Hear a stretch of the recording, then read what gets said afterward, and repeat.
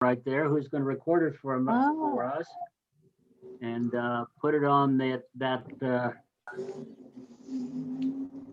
put it on their snowmassbookstore.com is where he'll put it. That's where he put it, and you'll see multiple of Terry's talks up there. Their Facebook page. Excuse me, their YouTube page. Page, right? Yeah, they're all YouTube talk, but you just hit it. You don't have to go into YouTube and look for me, which is we've come a long way in Zoom in terms of technology. Yep. Been able to find anything.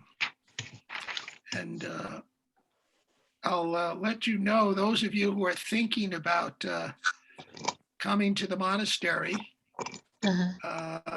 we had our first contemplative outreach retreat in April. There were only 10 people. Each one got a room or a hut or whatever.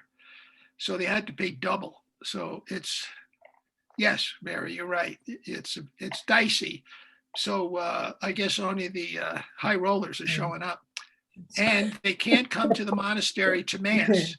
They can come shop. No, they cannot. They can shop in the bookstore. They can watch daily Mass on video right there, live. Well, at the same time the Mass is going on, we have a video up at the monastery. And then one of the monks runs up and gives them communion and tries not to get COVID. I think everyone who comes has to have had their shots. Mm-hmm. And they wear a mask and we wear a mask when we give communion. But otherwise, we don't see them one way or the other. I believe there'll be another one. Jenny Curtis, I think, is running the show. And I think there's another one planned for May. And we're just going to wait until they show up.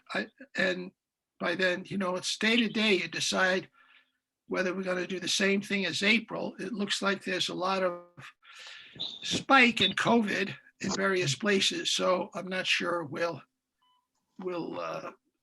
even open in May. So we just don't know yet when we'll open. I mean, I just turned 78. And I'm the mean age here. There's 3 guys older than me. Micah turns 80. Micah turns 80 next month. Raymond's 82, and Thomas Johnson is 90. Wow. And Benito, who is in assisted living nearby, I think he's 83 or 84. And he loves it there. He's having a great time. So he's doing quite well. And that's pretty much it. Charlie, our abbot, is the youngest, is 70. And so that's it. We have actually 8 of us living in the building, 6 monks, myself, and then a fellow named Patrick Kiernan, who has stayed with us in the past, and he's pretty much living here right now.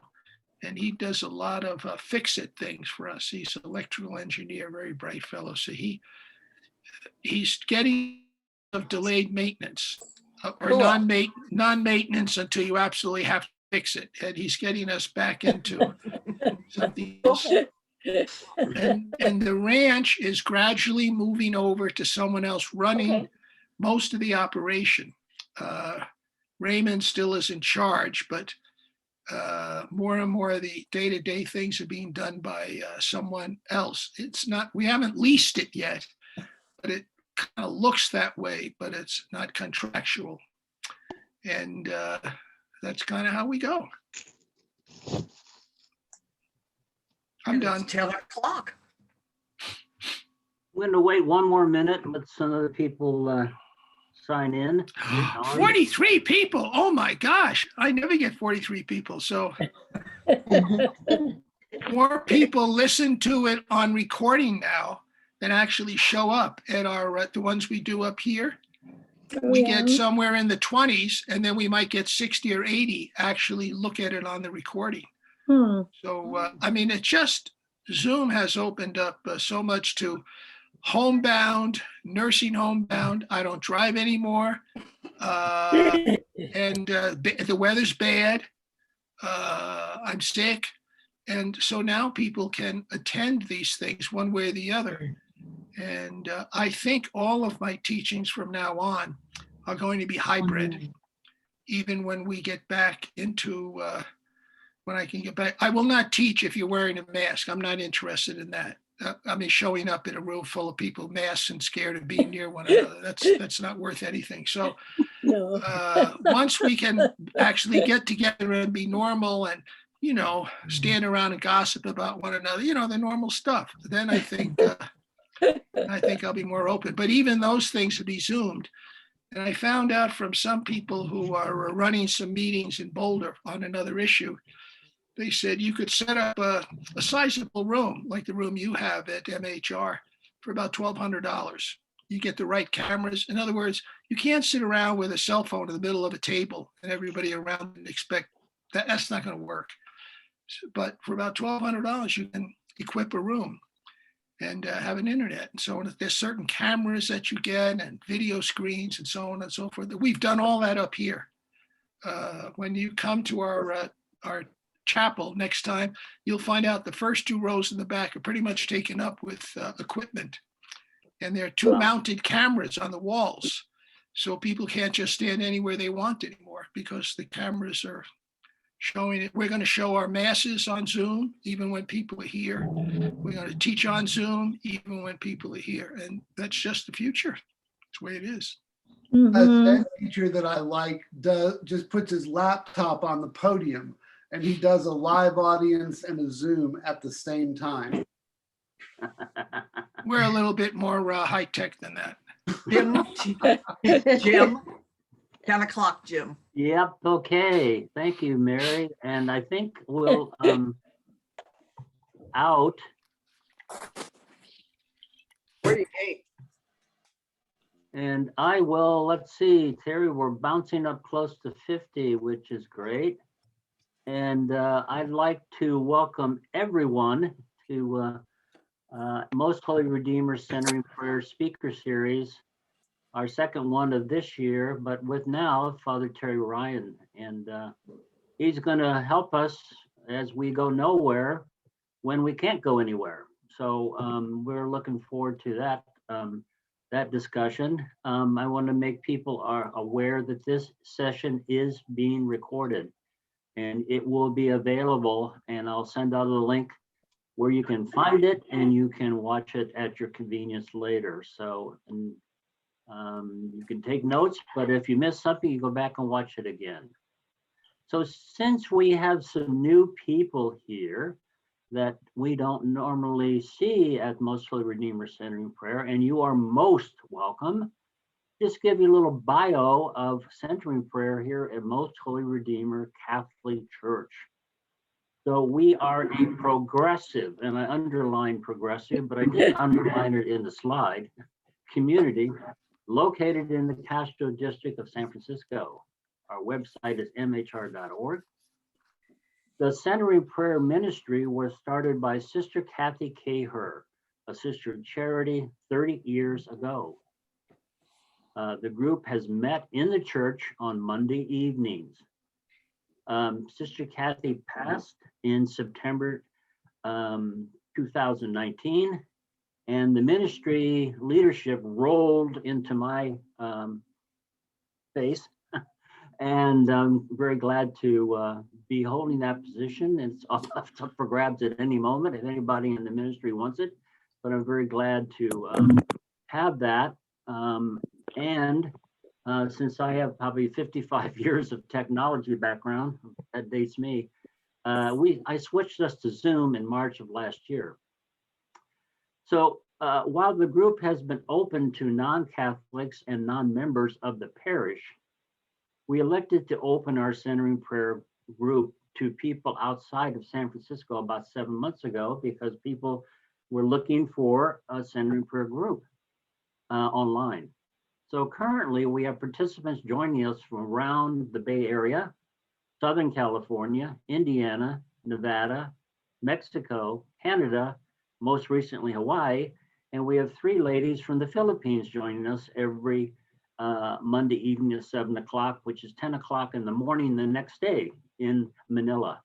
So we're very glad to, and they're very consistent people in joining us. We're just so And by the way, there's a huge centering prayer group in Manila.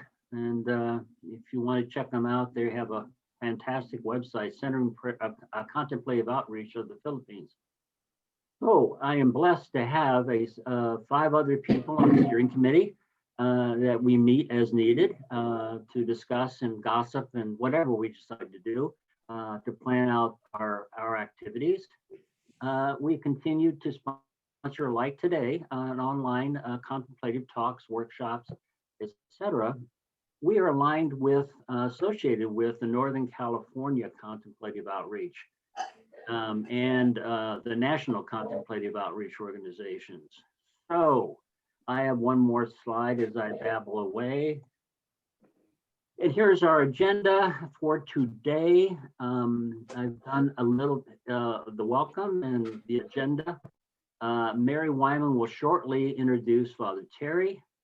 I will have Father Terry's first part presentation, 5-minute break, coffee refill, etc. Then we'll have some time for some participants' questions, a short centering prayer sit. Father Terry continues the presentation.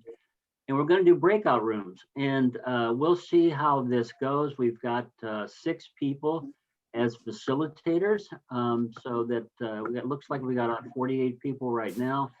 So with the breakout rooms, we'll be a little busy, which isn't optimal, but the questions you'll see, and we'll just go with it, and I'm sure it'll be fine. We'll then have some time for some feedback from the breakout room leaders, and some summary from Father Terry, and then I'll have a few concluding comments. So I'm going to mute everyone now, and then I will ask Mary Wyman and Father Terry to unmute themselves. So everybody is muted now. Mary, would you, I'm going to stop this screen share. And then we're going to spotlight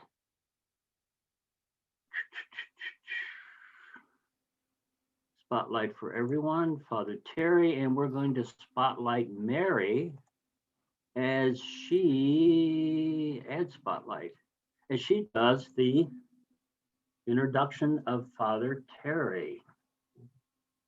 I like your back screen, Terry. How about those mountains?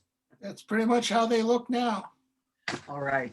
You know, I'm going to refer to my notes this morning, Terry, and all of the wonderful people who are here on Zoom, because time is going and we want very much to hear from Terry this morning. But I very much want to tell you some important things about Terry Ryan from my viewpoint. Terry Ryan comes to us today from Snowmass Monastery, but Snowmass Monastery is not his only home. For years, he has been coming here to Most Holy Redeemer, actually living down in Chinatown at Old St. Mary's. And he has also divided his time very generously with a parish in Boulder, Colorado. Over the years, you can tell, Father Terry has served many roles in various places as a Paulist priest. I believe for 44 years, isn't it about that, Terry? Just about. Worked with youth. He's done parish priestly duties. He's given retreats. He has taught a lot. And yet he has found time over the years for his ever deepening interest and attraction to contemplative prayer. This is no passing interest of Terry Ryan.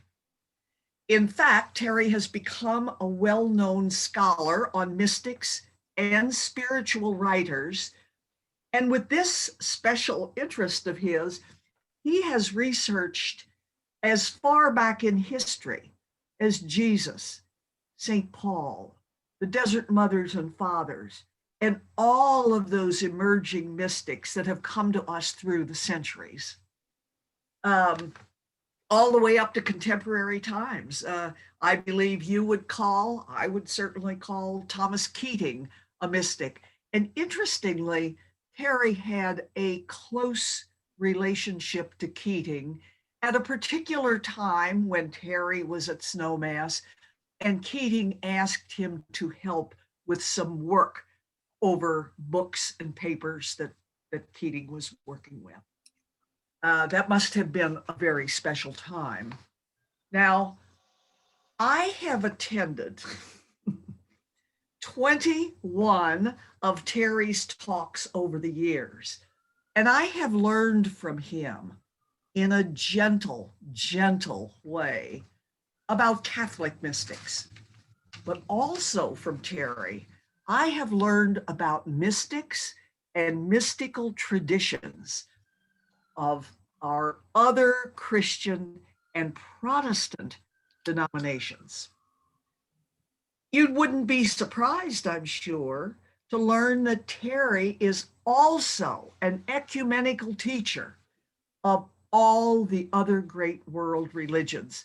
For example, Judaism, mystics from Judaism, Buddhism, Hinduism, and so on. And he suggests that the universal bond, he insists that the universal bond among all religions is pure love of God that manifests in so many different ways in the peoples from all over the world. That is his specialty. And that, folks, is why we invite Terry Ryan over and over to speak to our centering prayer group at Most Holy Redeemer. His stories are universal. Father, your stories are universal. They are down to earth. They are inclusive of all peoples. Your stories speak to us as struggling human beings trying to do the right thing. You have encouraged us to believe that we too are ordinary people in ordinary circumstances and that we can commune with God.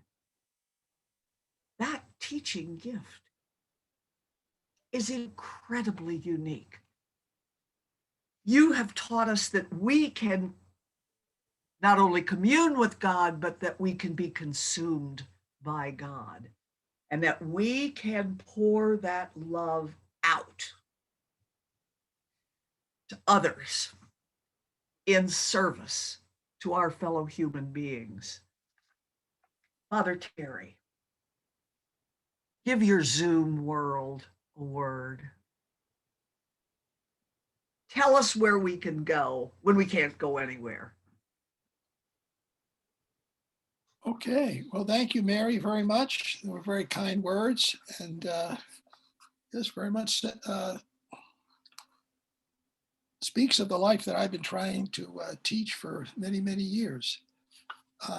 So we are in COVID times, and what can we learn? Well, I will use my own life situation and then maybe bring some questions to you. I think that there is a confusion among some of us, and I have had this confusion myself between loneliness and a desire for solitude. Now, in my own life, I remember being a boy in the Bronx, and there was no Little League. There was no running around the soccer. When my mother said go out and play, I had to make it up. I had to figure out what to do when I went out our apartment building. And she would say, just go out of the house, go do something, go play. And you had to kind of make it up. And there might be no other kids around. You didn't make play dates. You just hope somebody was downstairs when you came downstairs out into the street. And so I experienced what I would have called, I didn't know it then, being lonely, not quite knowing what to do, trying to figure it out. And I would do things. I would climb trees. I would ride my bicycle around, and I would go to the library and read books, look for books, and so on. But one day, our Catholic church, St. Francis of Rome, was only about 4 blocks away from our house. It's where I also went to grade school. And I was just going in that direction. I think there was a little dumpy open space someplace and on a corner. And churches then were always open. And so I just went in. It was, I don't know, in the middle of the day. And I sat down in a pew. And as far as I know, either I was by myself or I was unaware of anybody being around. And I experienced what I didn't know at the time was solitude and silence and the presence. What I do know is I was no longer lonely. I no longer felt I was by myself. It was many, many years later, probably I'm just getting around to figuring it out now at this monastery where I'm not lonely, is that I had a calling to solitude. It was fulfilling me. I could sit by myself. I could sit with what looked like by myself if somebody else was looking at me. And I didn't talk. I don't remember having any particular thoughts of the statues and the stained glass windows, all of which we had in the church, of just being comfortable in my own skin and not alone. One of the things Thomas Keating left us towards the end of his life was what he called non-duality, what Julian of Norwich called oneing. She made up that word, O-N-E-I-N-G, being one with, being one, such that you just experience a presence that's one with you. And I had that as a boy. And I think that what it's been teaching me all my life, and now with COVID, I bring it up especially now because COVID, for a lot of people, meant that they were going to be by themselves. That's how they interpreted it. I am by myself. I don't have all the other accoutrements or escapes or things to do to make me not feel lonely.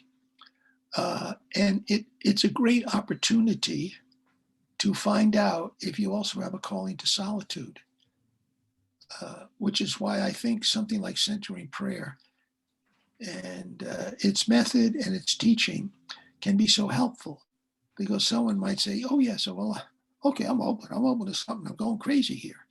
I'm either bored or whatever, and show me how to just be with myself. As a little boy, I could just sit there. I didn't need a method. That was great. But sometimes I do need a method. And of course, centering prayer is right there for me.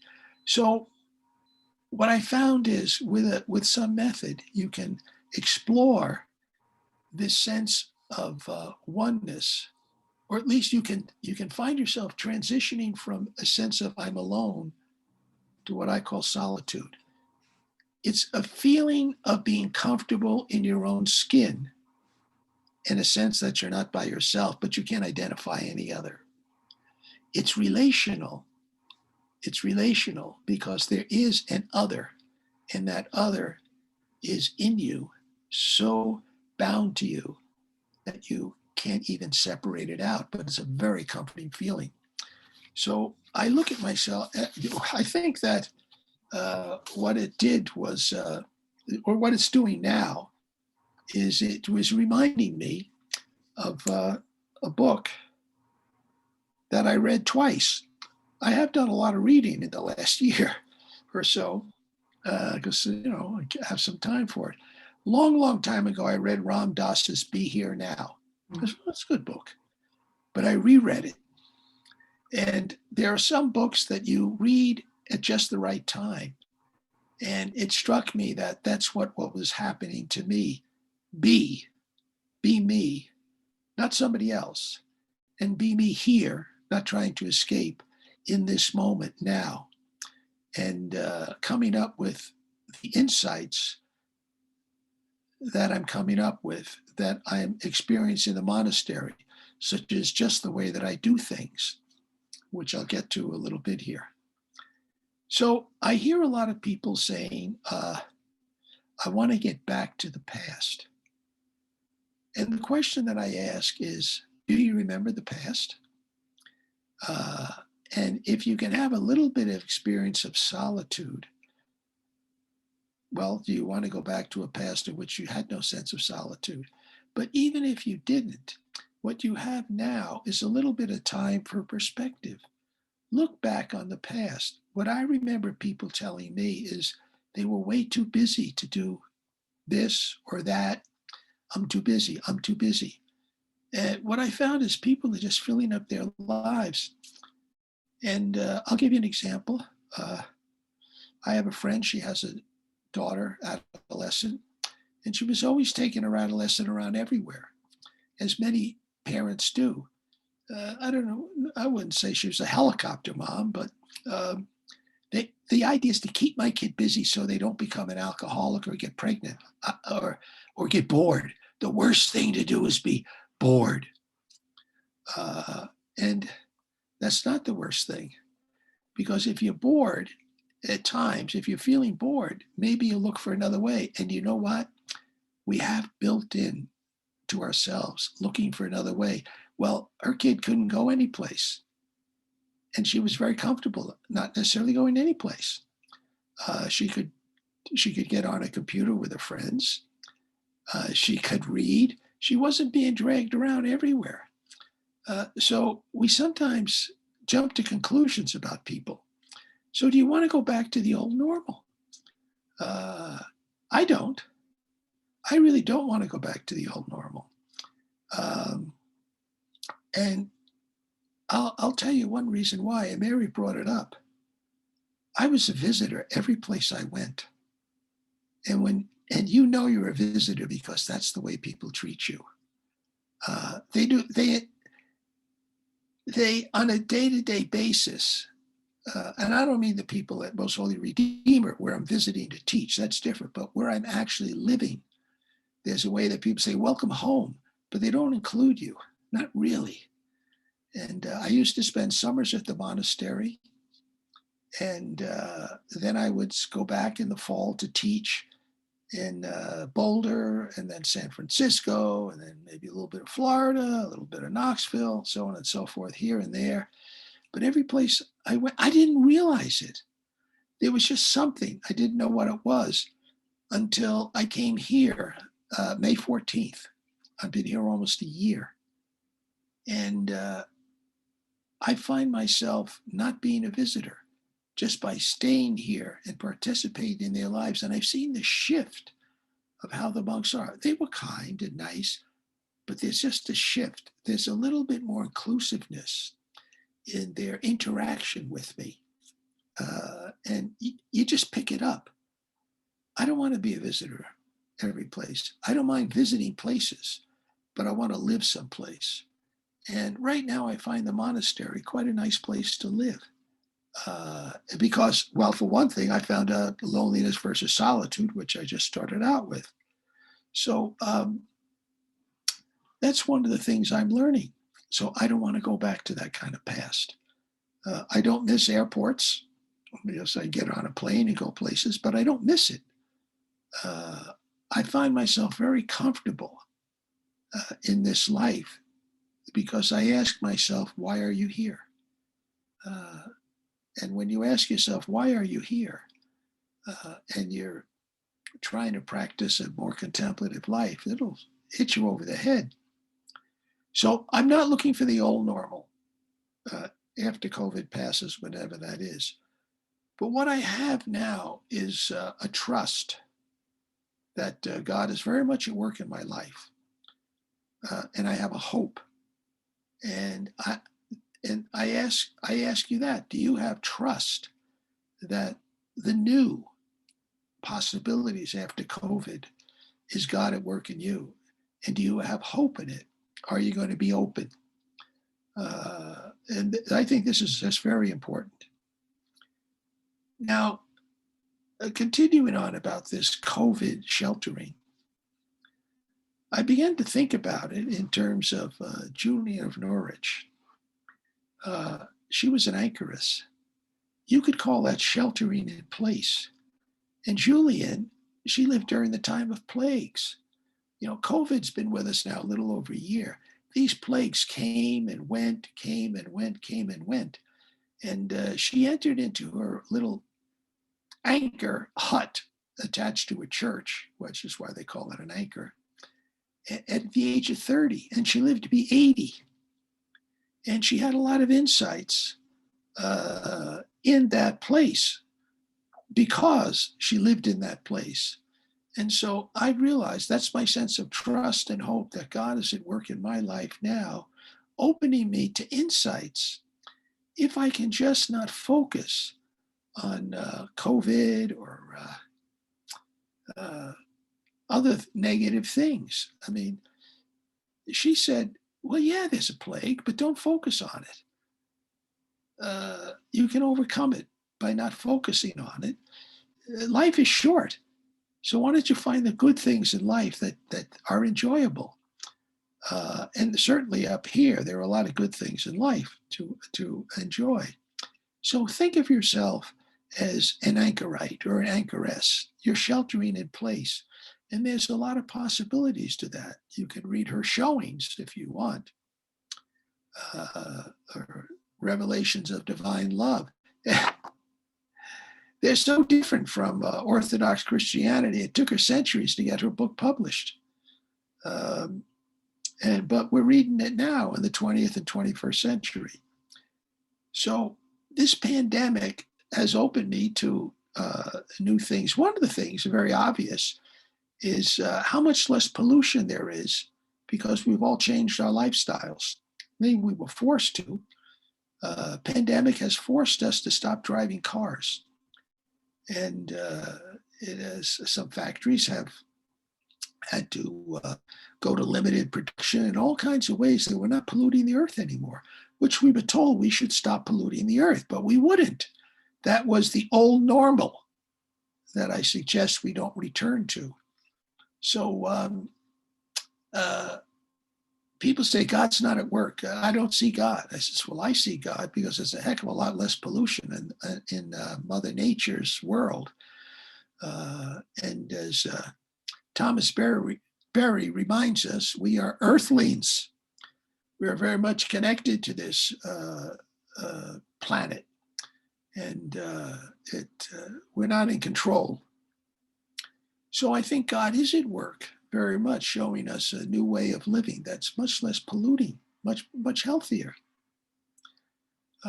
Also, what I have found with this life is, well, it's quieter. Now, some of the quiet up here is because there's no television, and there's no radio, and there's no newspapers. I can't tell you the number of times that I've gotten up in the morning and I have this instinct to go turn on my radio and listen to National Public Radio and the news. Oh, wait, I don't have a radio. So you get out of that, and what it can do is put you back in touch with, well, there's just me here now. Be here now, Terry. Don't try to escape into what's going on in the world until you just be here now with you. Because if I can be here now with me, I'll make a much better response to what's going on in the outside world. I bring a wisdom to it. So this quieter life allows for the pursuit of wisdom and not the pursuit of busyness and getting things accomplished so much as many of us used to do. And the pursuit of wisdom is not the same as the pursuit of knowledge. You know, people say, have you read? Are you reading? Did you read? Well, you know, we're going to all die not having read a lot of good books, as someone told me. So let it go. Read some.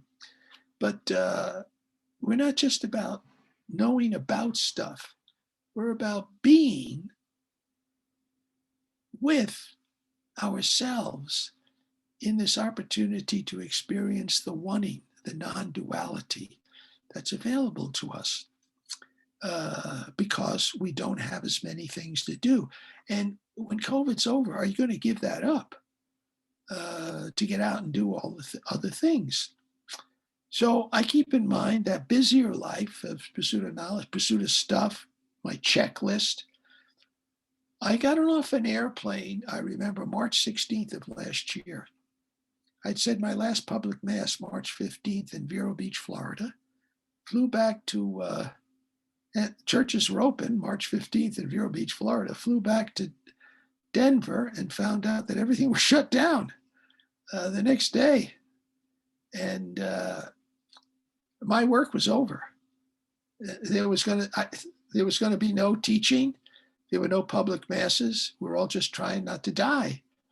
And so between March 16th, when I got off that airplane, until I think it was March 28th, when I actually finished quarantine at the retreat house and came to the monastery, I read 17 books. So I did a lot of reading. I do less reading here. I do some reading because I find that as Bill Wilson, co-founder of Alcoholics Anonymous, said, knowledge avails you nothing.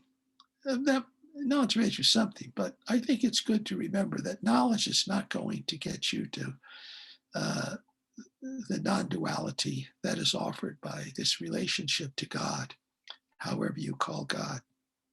So I had an initial fear about COVID.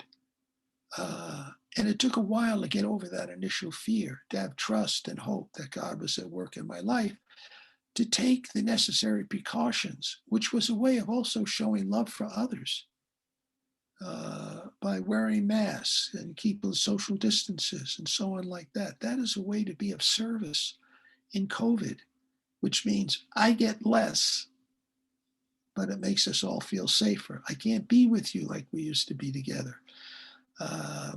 And so on. And at that time, I knew nothing about Zoom.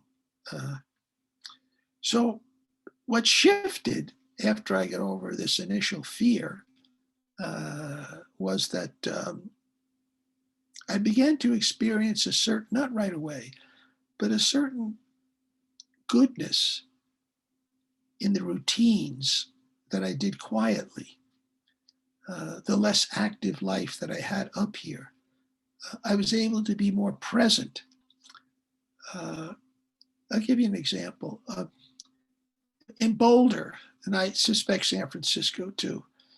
In San Francisco, a lot of people are into power walking, exercise. They go to gyms and I don't know, I guess lose weight, live forever. I don't know. Sure I know. I was trying to do it. But, Henry David Thoreau said that he went out when he was at Walden Pond, where he lived for a couple of years. He said that he would saunter. He would go out from about noon to 4 p.m. He wasn't worried about his heart rate or his weight. And he would saunter along, like amble along, so that he would be able to experience the face of God in a tree. He didn't say the tree was God, but he could see the present. He could experience the presence of God. He could see with what Buddhism calls the inner eye. You experience the presence of something if you can be present to it. But if you can't be present to it, then it's just a passing tree because you're jogging or you're walking fast, you're looking down at the ground so you don't trip over your own feet, and so on and so forth. You've got a goal in mind. He didn't have a goal in mind. He just had an openness. And I remember it was quite recently. It was Sunday morning. We don't have mass here till 8:15 on Sunday morning. I think the sun at this point was rising above the mountain about 7 a.m. So I decided to go out for a walk at, I don't know, pretty early, 6:15 or something like that. And we had just had some weather. So we had some snow and frost. And I went out and I just looked as I was walking. I wasn't trying to walk as fast as possible.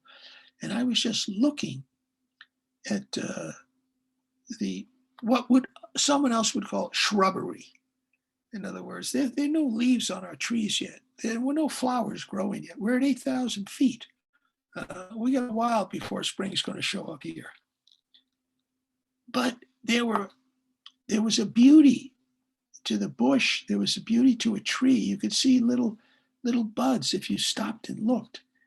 And what it said to me was, springtime is coming. Remember, COVID didn't attack nature. It attacked us.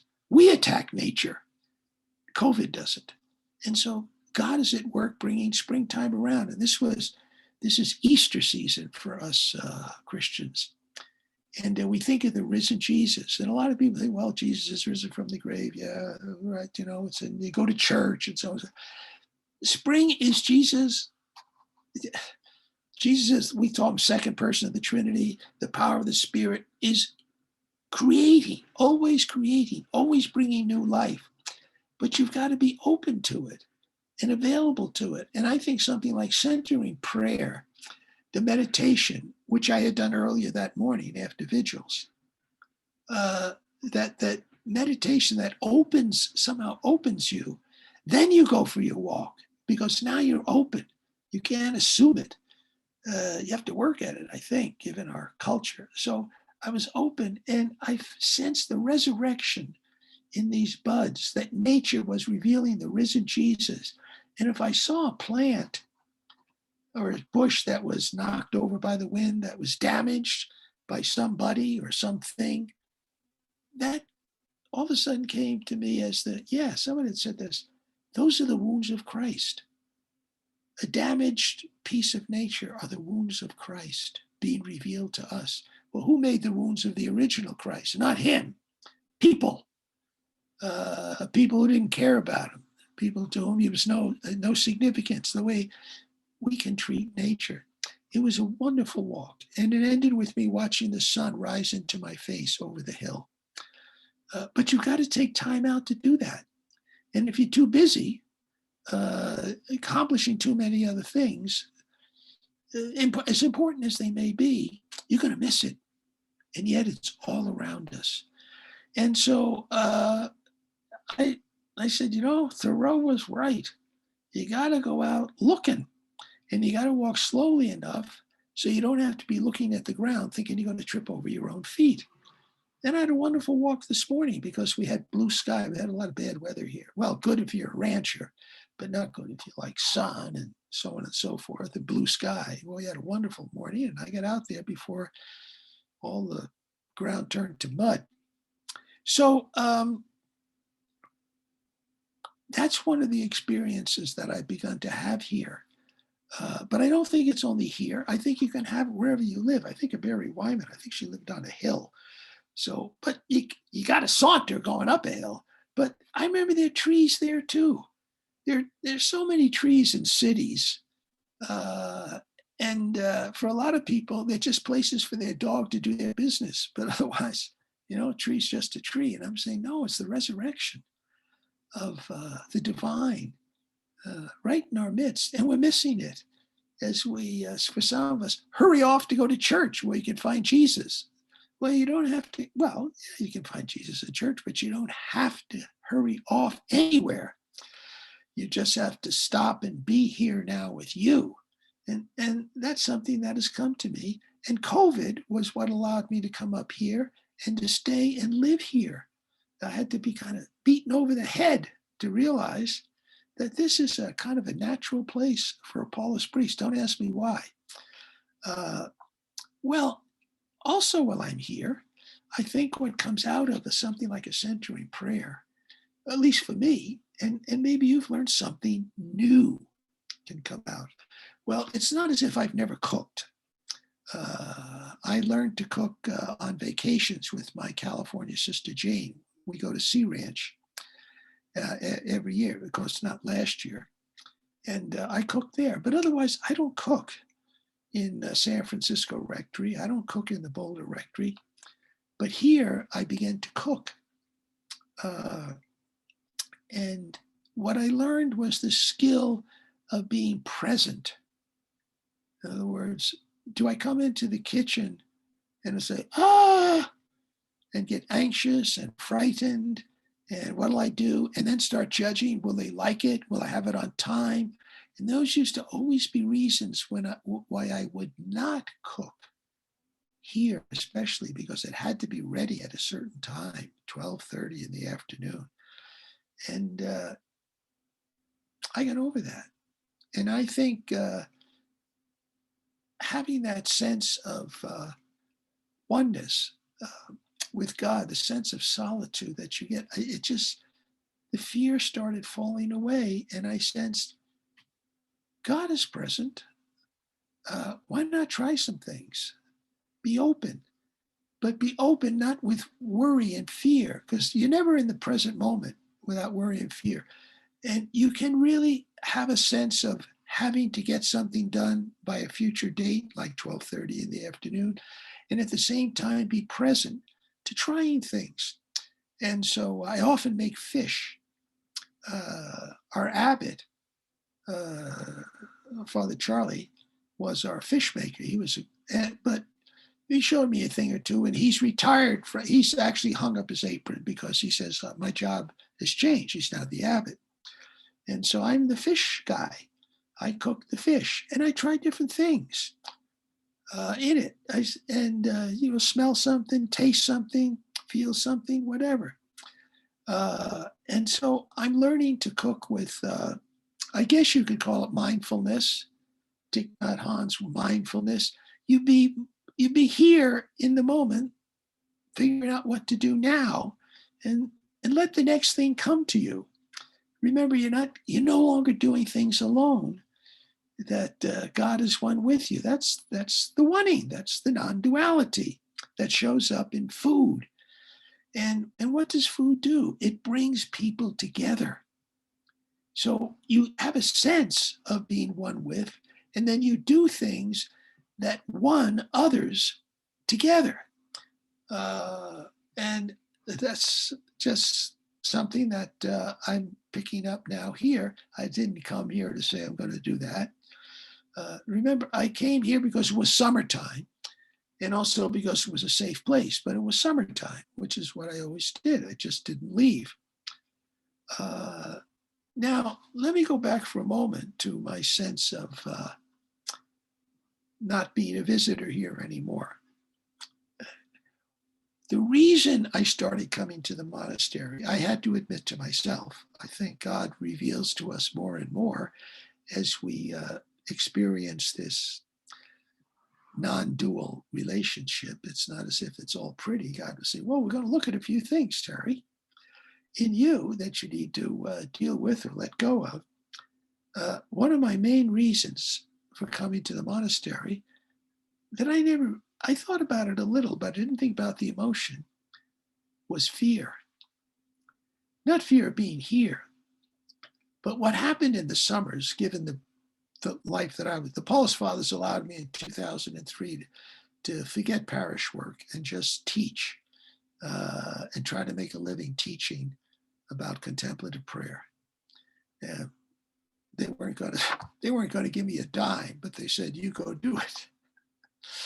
So what happens every summer? Nobody wants to hire you. Nobody has summer sessions. Everybody's off doing something else. So summer, you're poor, but you're also free. But you're useless in terms of your teaching. No one's asking you to do anything, so you're useless. That was the fear. I felt I was useless and I was unimportant. Talk about a little bit of an ego. You got to have an ego when you're going to stand up in front of 100 people, 300 people in a mission and have them like you. You got to have an ego. And that's one of the things Paulist priests have. We have egos. But God said, well, we're going to look at your ego, Terry. And he says, you are frightened that you are unimportant and not needed. So when I came to the monastery, there was no Zoom back then. There was just nothing. I worked on the ranch. And it never struck me that I hated working on the ranch. I didn't like working on the ranch, but I was useful. I felt important. And anytime I didn't feel useful and important on the ranch, I just got into a tizzy. So you have to think about those things, I think, yourself now. What it did is it made me look at myself and says, well, Terry, how many things do you do that you don't like? That is, not only don't you like them, there's some things that we do we don't like, but that's okay. But how many things do you do that are not you, that you don't have to do? But you do because you're afraid of being unimportant or not useful. And I realized that this summer. The monk who runs the ranch was saying, well, I'm looking for you to help on the ranch. I said, no way. I'm done with the ranch. I'm too old for that stuff. But also what we found was Zoom. So now I have no off season. I'm going to be teaching this summer. We have good technology up here. There's just, in other words, there's no reason not to continue to do what you do during the summer, because you say, well, no one will show up. Well, but you record it, so they don't show up, but they're still going to listen. So we have a year-round ministry. Most Holy Redeemer can have it. Any other place that I do things, people say, well, we don't do things during the summer because no one will show up. Showing up is, yes, you show up because you really want to. Part of it is being with one another, as I've seen when the Most Holy Redeemer people get together for their Saturday conferences with speaker. But you don't have to worry about that as much now. You can still do summer programs. So I've got a life here where I can teach and I can cook, and I'm the librarian. I offered to become the librarian. I think it's another thing that starts to come out when you allow yourself to experience this deeper solitude, or this deeper, what Keating talked about when he spoke about non-duality. You don't make it happen. You allow it to happen by giving it time. And so I was beginning to learn to say, I can be helpful in something that is me. So I offered to be the librarian. I knew nothing about being a librarian, but no one else wanted to be the librarian. On top of that, the last 4 librarians, 3 of whom were solemnly professed, have all left the monastery. So it's a bad job to have, because there's a poltergeist. You're the librarian, you leave. So, but I said, I'll be the librarian. And I had to take courses, but you take them online. I never took a course online. I learned to take courses online. I learned how to be a librarian. And then I learned from the previous monk, 2 previous monks ago, who did it. And we do telephone conferencing. So I learned how to I'm the librarian now. And it's fine. I'm basically an indoor monk, which is really what I am. You say, oh, it's a beautiful ranch. Yeah, good. To me, you don't have to walk to 11,000 feet and beat yourself up to see an aspen tree. It's outside my window. I can walk outside and look at an aspen tree. I go for a walk from the house. So I don't need all that stuff. Some people need it. I don't need it. I got to be me and not, somebody else. So a fellow just left here, the fellow who does a lot of fixing things. He's going on a backpacking trip. I saw him walk out, 48-pound pack he's carrying for backpacking. I have no desire to be that. I had it one time. It's gone. What you begin to realize is who you are now, not trying to be who you used to be. And that's another part of be here now. Be you. Now, and so I learned I don't want to be a visitor anymore, as I said. I used to leave here in the fall, happy to leave, because I was getting away from that darn ranch and getting back to my calling, which is teaching. So here and now I get to do my calling. I get to live here. All these gifts have come to me because of COVID. So you have to ask yourself, what gifts are COVID providing me that I haven't seen or haven't been willing to look at, or that are challenging me? Ask yourself that in your little groups.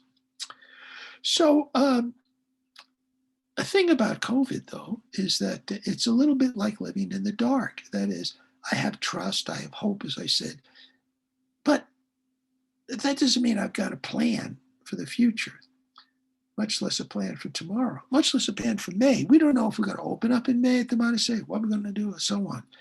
So COVID's a little like living in the dark. Now people say, oh, I don't want to live in the dark. But living in the dark is not knowing where one is going, obviously. So what do you do in the dark? You go more slowly. You don't force things. Isn't that a bit like contemplative practice? You close your eyes, unless you're Zen, and I guess you keep them open. But for us, we close our eyes, and it's dark in one sense. And if you were to get up and try and walk, you would have to go very slowly because you don't know what's there. And that's exactly what it is. You stop trying to go anywhere in the dark, and you let, if you were in the dark walking, you would go very slowly and let things come to you. You reach out and touch something. You reach out and you let something touch you as you're slowly moving around. You don't force things. And Suzuki Roshi was the one. He did a lot of teaching at Tassajara in California, at the Zen Center in downtown, Green Gulch over there, Marin. And he says, be in the dark. Let things come to you. And I think I do that in terms of, say, baking. Or I bake bread, by the way. That's the other thing. I'm the bread baker. And you follow recipes for a while because they're safe, they're secure, they're known, they're given. But that's not contemplative practice. So you want to be a contemplative baker. Okay, you start out with methods. You start out with things that are safe and secure. But at some point, you just let it go. And you open yourself to this surprising presence that will reveal what needs to be revealed, either your dark side or new things or whatever. It's the same thing with baking. I don't so much follow recipes anymore. I'm not going to say, oh, I see, this one uses salt, this one doesn't. And they say, use this. And no, I want to try something else. And you explore, you experience, you try. But if I was worried about whether people liked it or what it was going to taste like or any of those things, will I be a success? Will they love me? I would just go with the recipe. It's much safer. But contemplative prayer is not a recipe because God's in charge and you're not. And so I feel, Holy Spirit, you're in charge of this bread. I'm going to do what I do, and I'm going to try some things. And it's the same thing with cooking. So it's a little bit like being in the dark, but trusting. And COVID is being in the dark about the future, but trusting and letting some things come to you. So what, I ask, is coming to you in this period of COVID, this dark time, if you will, when you don't know about the future? What is it that might be coming to you? Or are you going too fast so you don't allow it to happen? Well, slow down. And contemplative practice does slow us down because we're not moving at all. And now a lot of people use the internet as a escape. Now, internet has great value. We're using it right now. But I have to ask myself, we have internet here. We don't have cell phone service, but we do have internet. And so I ask myself now, Terry, why are you here? That's the big question I ask myself every day. Why are you here? And you might ask yourself, why are you here? And I realize I am here for being open to this non-duality, this oneness with God. Well, how much have you practiced your meditation today, your centering? How much time have you sat? What have you been reading? So on and so on. What about a walk? Any things like that? How have you been doing even the other manual tasks that you've been doing? Keep asking yourself, why are you here? So I say to myself, I'm no longer here escaping COVID. I'm here for transformation. Isn't that what Thomas Keating said? We're about transformation. And when you hit non-duality, you're going to know it. So the internet is an escape from being in the dark and feeling alone. But what you learn with this deep prayer is you're not alone. Non-duality, you're not alone. You're never alone for that. And think of how many centuries in our civilization, even in this country, there were bad roads, primitive traveling ways, farms far apart, no electricity. So people have spent quite a bit of time in the past experiencing a lot of darkness and a lot of being alone or not with a lot of people around. And so we have to face our modern world and how busy it can get us and how we can grasp onto it to escape something. And contemplative practice is suggesting that let it go, stop trying to escape. It has made me sense how precious it is to have dinner with a friend without wearing a mask. And so I'll keep that in mind in the future. But again, I have to say to myself, why are you here? Eventually our monastery is going to reopen. And what we have experienced here, I don't want to hurt your feelings, but it's a lot less busy and it's a lot less noisy because you're not here. And with Joseph Boyle, who was our previous abbot, he was an extrovert. None of the rest of us are extroverts, as far as I know. Any case, it's very quiet. There are no people around. And so I've actually had a great experience of a new level of quiet. We used to go out after Mass and we chat with the people and so on and so forth. Now at the end of Mass, you can just sit and meditate on the Holy Communion that you just received. This Christ that is always within you and now in this special way. You just be quiet. And so it's going to take us a bit of a shift when we get back to things. But I ask myself, even no matter how things change, I have to keep asking myself, why am I here? And keep at that. And whom do I serve? Whom do I serve? And make sure that I'm not just serving me and my ego, as God has challenged me. The cloud of unknowing says you can never do too much contemplation. So if anybody says you're doing too much, I suggest they look at the cloud of unknowing. And there's various translations. And I just picked up another one by, I think, a lady named Butcher. And I'm going to read Ira Progoff's translation. I've read William Johnston's. At least to get you rereading it slowly, a couple of pages a day. And he said, you never have too much contemplation. So I never have to worry about, am I doing too much of this? What I think comes out of doing it is you find that you have the opportunity to co-create moments with God. Certainly baking and cooking are co-creating moments with God.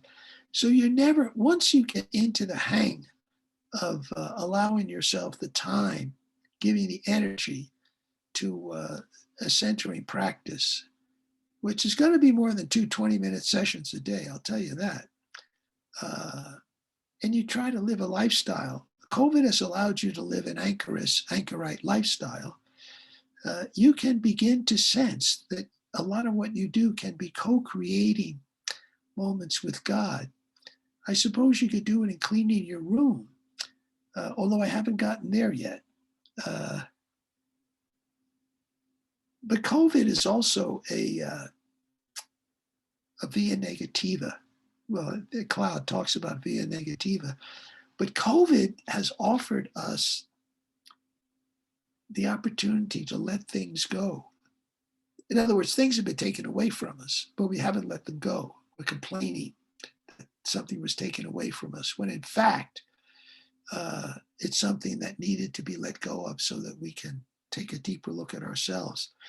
So what it is things have been taken away. Let them go. It's like bouncing off what the cloud of unknowing, the cloud of forgetting.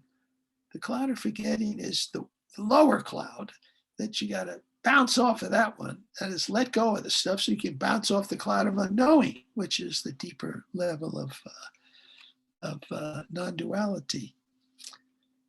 And you enter into the darkness. And the darkness is because you're not thinking about all the things that were taken away from you or that you let go of. You're letting go of thoughts and words, as we all know, and you just let the light come to you. We don't try to make God show up. It's so much easier when I don't have a goal. I just close my eyes. I have my sacred word, my breath, and I just sit there and return to it if I find myself drifting off to something. But just sit there in the quiet and the stillness, because I know that God's light, which is darkness, will overcome the darkness of feeling alone and bring the darkness of solitude, God's darkness. And so I don't look for the glitz, the secular, we call the secular world, the world of duality looks for glitz. And I certainly have looked for glitz, busy looking for something to entertain me and get me out of a mood or something like that. But non-duality, the sense of oneness, is the light is always within us. It's always here. The problem is I'm not here. I think it's a time for me to stop. Yeah, it's 5 after 12, so we stay on schedule. Yep, maybe time for a break. Yeah. 5 minutes? 5 minutes. I'll be back. Yep. And we're going to take a 5-minute break right now and go up, fill your coffee pots, whatever, and I'll ring a gong to bring us all back. Happy break.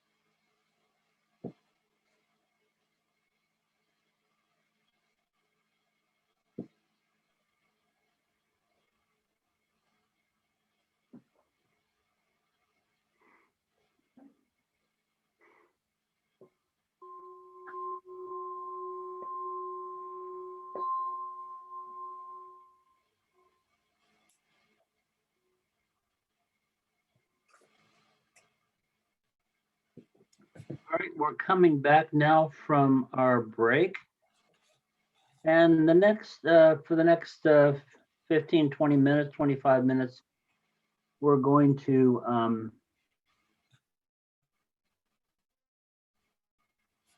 have some questions from you all.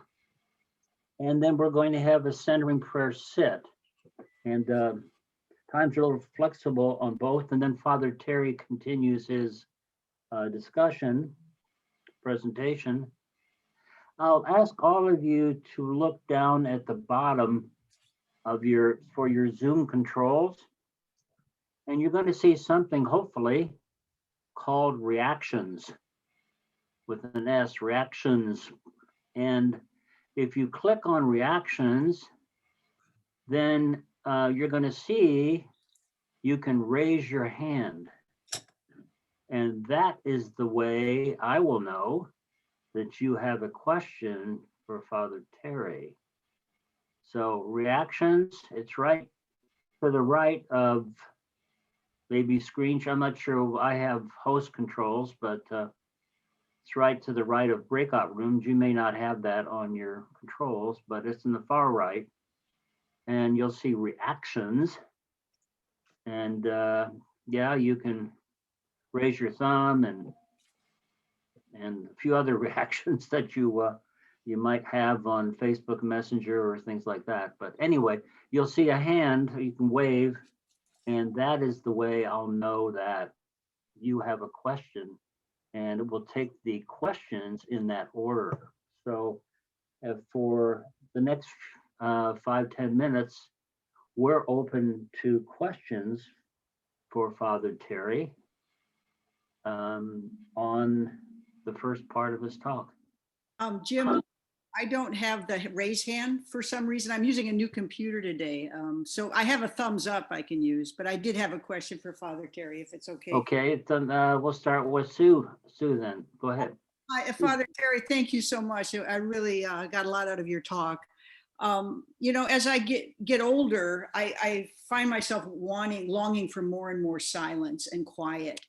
And at the same time, I'm becoming really pissed off when people make too much noise. I work in a hospital and I have a very stressful job. And when I go to lunch, I want to sit in the cafeteria and just be quiet. And, you know, it seems that they're on their cell phone or they're using electronics now without headsets. And also I've gotten into a few squabbles with people around this. But I just find myself getting more and more irritated with people making noise. So I don't know if you have any feedback on that, because it's hard to avoid it. I do. I'll give you the simple answer, and then I'll tell you about living here. I've got to allow people their dark side. Everybody has a dark side. That includes this monastery and the monks. They don't always act the way I'd like them to act. I can't tell you the number of times that I didn't like something, but I kept my mouth shut.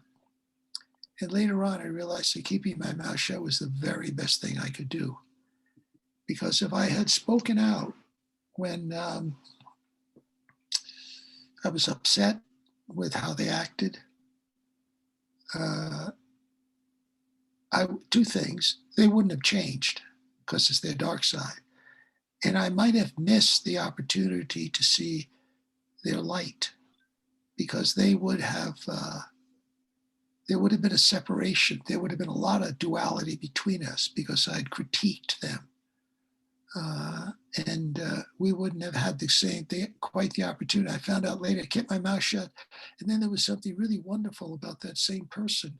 And I was able to enjoy it and engage them because there was nothing that broke that up. And that comes, I think, with not being a visitor. When you know you're a visitor, you'll put up with some things because you say, you know, the kind of attitude, you've already judged the person. They're a jerk. And I can put up with this because I'm not going to be here that long. Well, good. You're not on the contemplative path, that's for sure. And that's their dark side. And there's going to be other things that I can enjoy if I can let it go. And so if you're in a day-to-day situation with people, you just have to, I have found that I let their dark side be, and it'll pass, that there's really some other good things. And critiquing them, you say, well, people need to be, reminded. I have found that critiquing these people would not have changed them. So what's the point? They're not children. You're not trying to bring them up. And yes, I think it's bad behavior to be on your cell phones. Like you're saying, that people are noisy and so on and so forth. They don't know solitude. They know loneliness, and they're trying to escape it. They're desperate, and it's invading your private space. But the reason that it bothers you so much is because you know that there's another way, and you wish they knew that there was another way. Because if you didn't know there was another way, you'd be on your cell phone just like they're on their cell phone, trying to talk louder so you can hear your conversation than they can hear theirs. So I think that the more that we get in touch with that unconditional love that comes with non-duality, the more patient that, I won't say we, I'll only speak for myself, the more patient I can be with the world around me. And I pray every day that I am not judgmental of other people, because for me, it's just false pride. I got my own issues. Thank you. That was very helpful.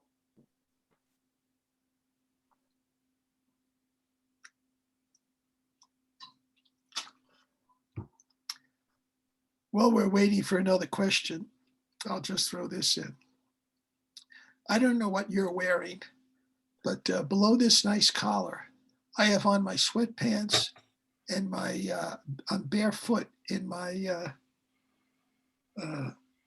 bath slippers. This Zoom is great. If I had to go to Most Holy Redeemer in person, I'd get all dressed up, make sure that my black pants are clean and got the right shoes on and so on and so forth. I'm just sitting in my room in my flip-flops. I love Zoom.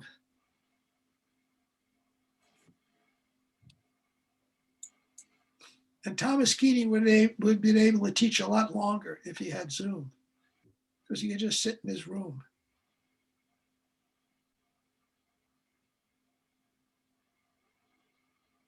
So this is Jim, and I'll step into the waters here. Through your talk, you mentioned how things have changed and they've kind of explored new things like baking bread, and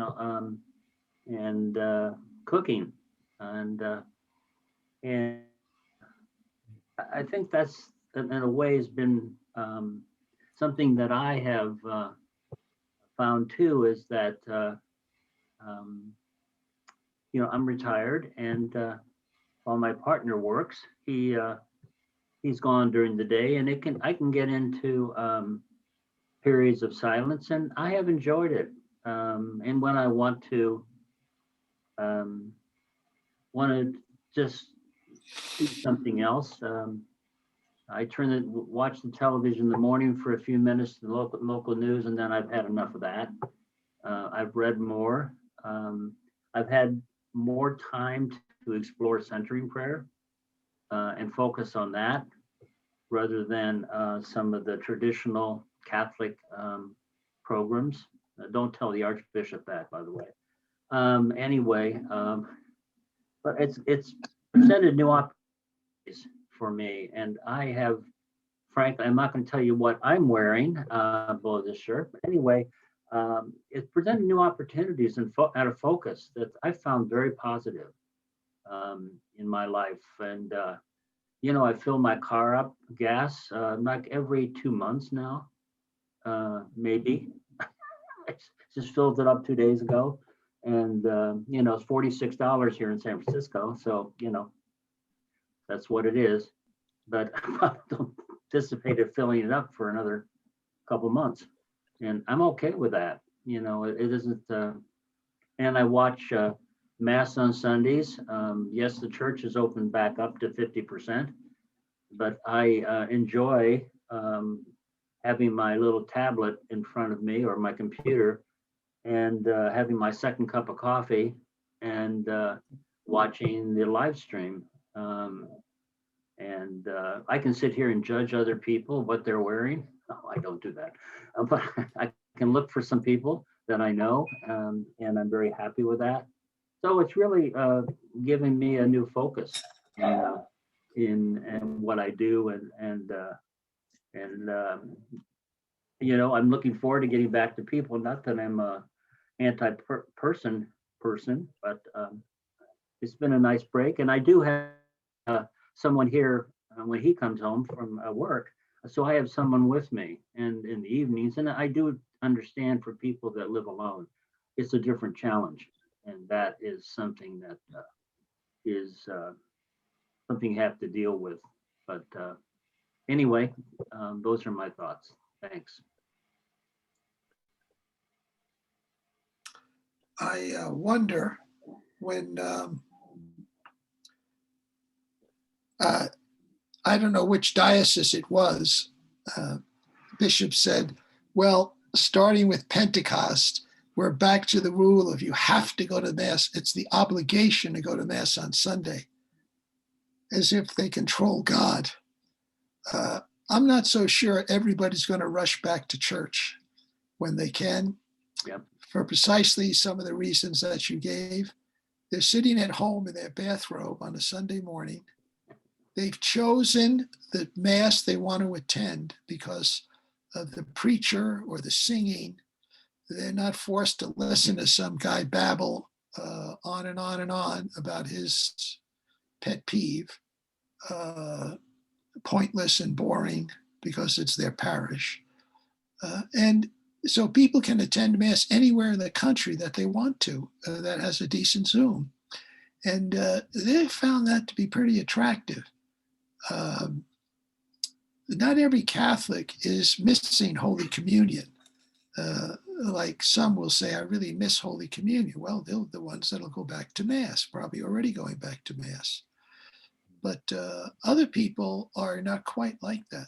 And so I'm not so sure that they're going to fill up the churches. I think they will fill up somewhat because people just want to go back, see their friends and all. But then they're going to say, okay, I did that. Now I want to stay home in my bathrobe with my cup of coffee, my feet up, and I got another church. I like to listen to that guy's homilies, and I like to listen to that choir, and so on and so forth. So there's going to be some of that. We have something like 150 people, 150 sites, and of course some of those are 2 people at a time, listening to our Sunday Mass. And when everything was closed down, we had close to 300. And so a lot of people have discovered the monastery who may never get here, but they like it. And so I think that's just the way it's going to be. We have another question from Steve. I think you had a question. Yeah, Father, it's good to see you again and love that background. I was just curious, you're at the monastery and it's famous for chanting, at different hours of the day, and then you have your solitude. Do you find that the, the insights that you get from our Lord are the same during chanting with a group versus solitude? And when you are in solitude, is there a particular prayer you're praying? Well, when I'm in solitude, I don't pray any prayer. I don't pay attention to my thoughts. I don't pay attention to I don't say any words. I'm just by myself. There may be other people in the room, but so I may not be physically by myself, but I'm in solitude. I'm not talking to them or anything like that. They're there and I'm here. When I'm chanting, I'll tell you what I find out when I'm chanting. is I'm more in touch with the words than if I listen to the chant. I've discovered this. Another thing that I've discovered is if you read something to me, my mind may drift. But if I read the same thing myself, I seem to get the point. And I found the same thing with chanting. And I think this is part of the solitude, part of the wanting that goes on. That's changed for me is that in the chanting, I'm not just singing words because it's choir time. I'm actually aware of praising God. So in my solitude, in my centering prayer, I'm not praising or anything like that, but something of the gratitude. It's the gratitude of the attitude of oneness that flows over into the chanting so that I find myself actually praising God. I'm praising God. And if I'm praising God, I'm looking at the words, I'm getting the words and singing it in the praise fashion. That's what I have found has come to me. Thank you.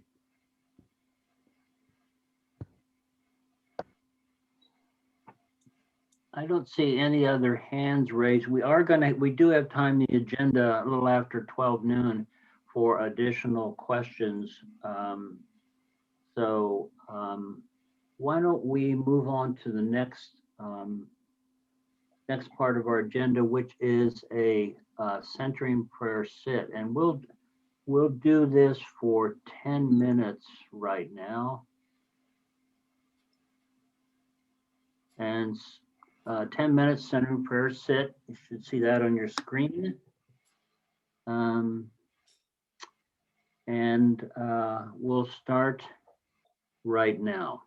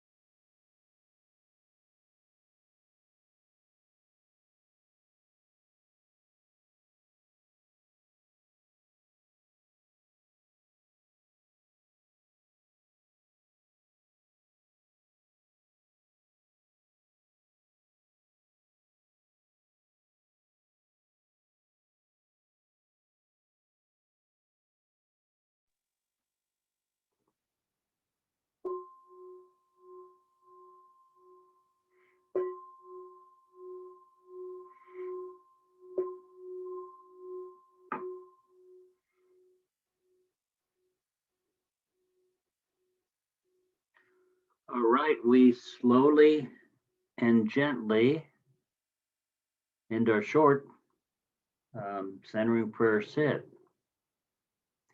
And our agenda now calls for Father Terry to continue his presentation for about 10 to 12 minutes. So I'll turn the floor back over. Okay, well, welcome back to, we're down to 38. We started at 48, so we're losing people, but it's being recorded. My my waking prayer is pretty much gratitude. And I don't know that it started out that way back on early March, but it definitely is gratitude because as Julian of Norwich says, focus on the good stuff instead of the not so good stuff. And so it starts out with a gratitude. And so I know I'm in the midst of COVID, but I try to look for things that I'm thankful for.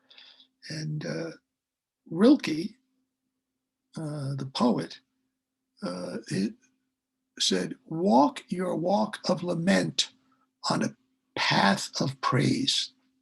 Somebody gave me that. Although we sell Rilke poetry in our bookstore as well, and I have read them, but in any case, this is one that comes to me now that, okay, we are lamenting some things. People have died, for one thing. We've lost 2 Paulist priests to COVID, one in San Francisco. So we have losses. There's no doubt about it. So there is a lament. We're walking a path of lament, but walk it on a path of praise. So I try to praise God for things that I see that are quite wonderful. Not just that I'm alive, but well, right now, springtime. Unless you're in the southern hemisphere, is springtime. And as I said, COVID didn't attack nature; it attacked us. And so there's just beautiful things happening, and especially if you live in San Francisco, lots of flowers are coming out. I remember in February there was a bush, a big bush, small tree, big bush across the street in the park. February would all blossom with these white flowers. And so there's things to look around and to be thankful for the health that I have, thankful for the monastery, for the opportunity to practice prayer and so on and so forth. And given our age up here, life is short for all of us. So why not look on some of the good things? And if I can do that, then I think I can begin. You can have little experiences just waking up in the morning with gratitude instead of being angry or upset or miserable. I could see some of these things if you just found out somebody had died. But I'm just talking about waking up and having a choice of how you're going to respond to the day. And these little experiences of gratitude and thankfulness actually kind of keep me in touch, get me in touch with God. It's moving me towards that wanting. I'm not feeling non-duality when I get out of bed, believe me, but at least I'm moving in that direction. And so this little experience is a seed, if you will. So being grateful is a seed prayer. And that seed grows into experiencing the presence of God. I think that it was Eckhart who lived just a little bit before Julian of Norwich. And Eckhart was also about wanting and about non-duality. And he says the experience that we can have in a prayer of, say, gratitude or a prayer of centering, a prayer of openness, a positive prayer, is a seed. It's a seed of God that can grow into God, as he says it. That is because he believes that we are all God and we're all one with God. So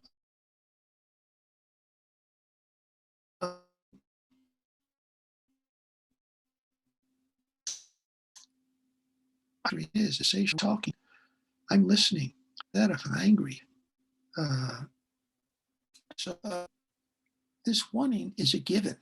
We are one with God when we wake up, but we don't experience it. The experience takes a little bit of work, a little bit of attitude adjustment, takes some effort of letting go. That is the cloud of forgetting, letting go of fear, letting go of anger, letting go of negativity and judgments, and just embracing the trust that this day God is at work in my life and hoping that I can hang on. I think that's what it can be. And that's kind of what I try to have each morning. One of the things that we're at one with is nature, as I mentioned in my in the first part of the talk. This taking a walk and experiencing resurrection in buds, and what we're about in many ways, and the Pope talks about this now, is somebody called it ecocide. I think it was Matthew Fox. Maybe he got it from somebody. Ecocide. It's an attitude that it destroys.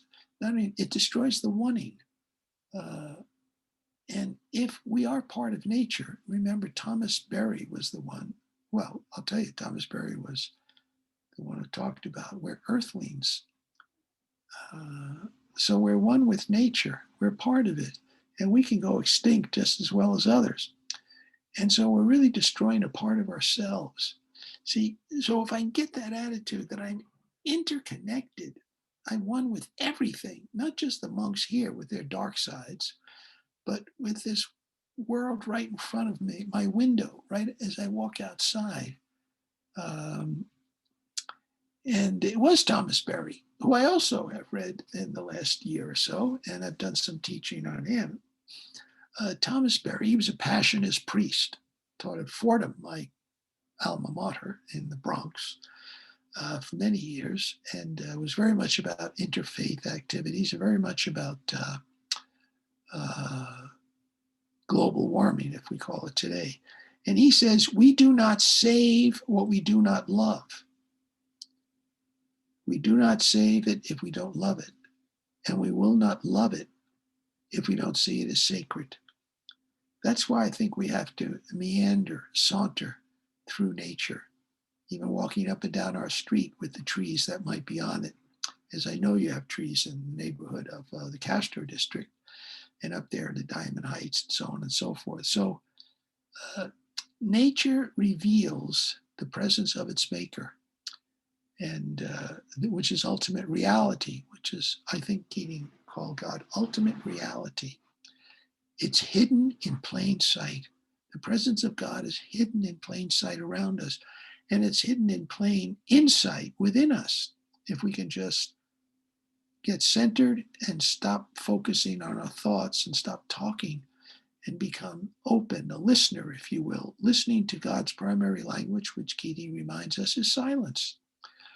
So we have to see our day as sacred opportunities and sacredness all around us.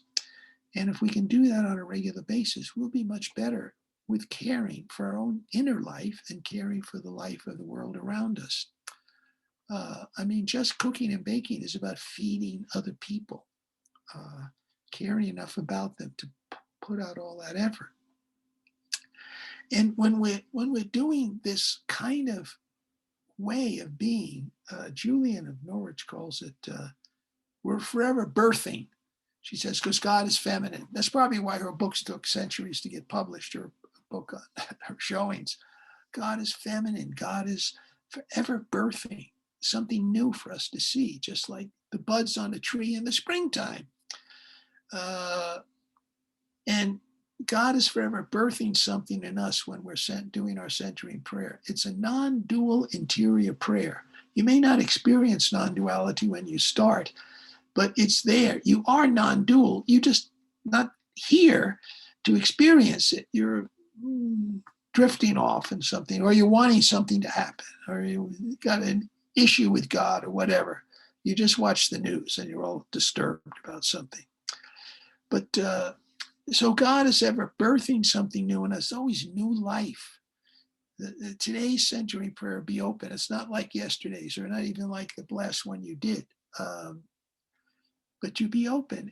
And one of the things I think that gets birthed is compassion. And the word for, I think, compassion and womb, I was told, have the same root in Hebrew and Aramaic. It's very feminine. Compassion bonds us. Compassion is an attitude I mentioned before about allowing people their dark side. That's compassion. And that, I think, comes out of a contemplative practice. You have compassion for the dark side of others. We got a dark side, each of us. I have a dark side. So I have to have a compassion for the dark side of the monks. So my very centering helps me to be with them the rest of the day in a certain way. People say, I have no time to center.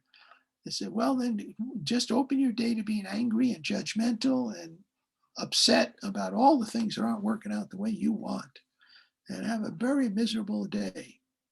I don't intend that to happen. So early on, I put in my time. As I said, I have to say to myself each morning early on, why are you here, Terry? So I will have much better compassion for others because I will experience a sense of non-duality, a little bit of a non-duality. I'm one with these people around me. I'll tell you, non-compassion. Remember when COVID first hit, the toilet paper fiasco? Was people were buying way more toilet paper than they needed. Were they compassionate about it? Were they thinking about anybody else needing toilet paper? No, they were all about themselves. That's what comes with fear and anxiety and the sense of loss of something. I'm going to hunker down. I'm going to get as much as I can. A contemplative is not looking for as much as they can get of things and stuff. In a way that I think we practice compassion is masks, distancing. And I write letters. I write letters to people now. That's a way of wanting. So this whole idea of wanting, it's a mystical experience. I think it's a mystical experience. When you have it, you have it. And then you will act in a certain way the rest of the day with other people around you. So think of being, especially this time of Easter, think of another way to think of COVID is being entombed. I'm entombed and I'm waiting for resurrection. So each day I get up, I'm entombed in COVID reality and I'm waiting for resurrection. I'm open for resurrection and it can happen right here this day. I said, in spite of, that's why Julian says, look for the light, not the darkness, or look for the good things.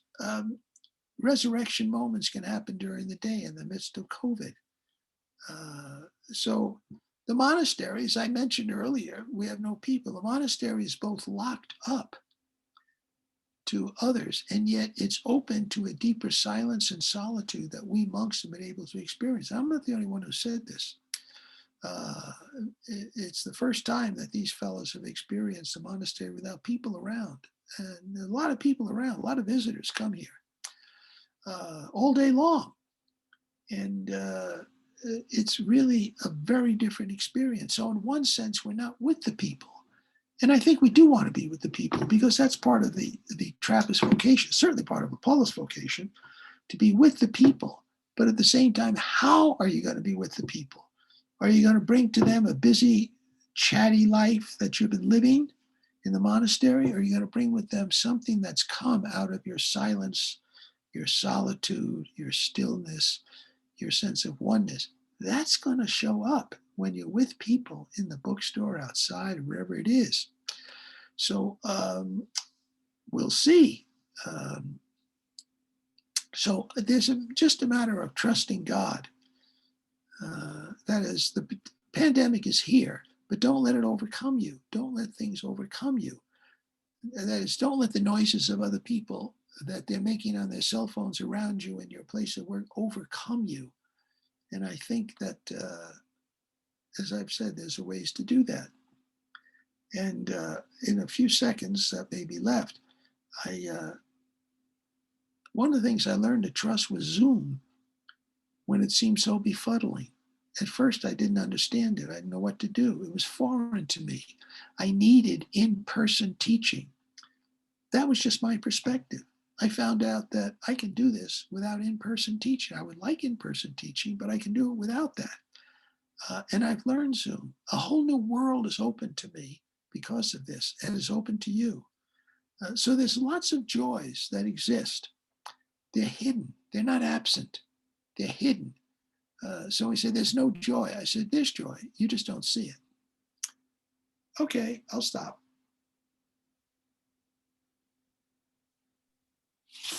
Okay, Terry, thank you very much for that.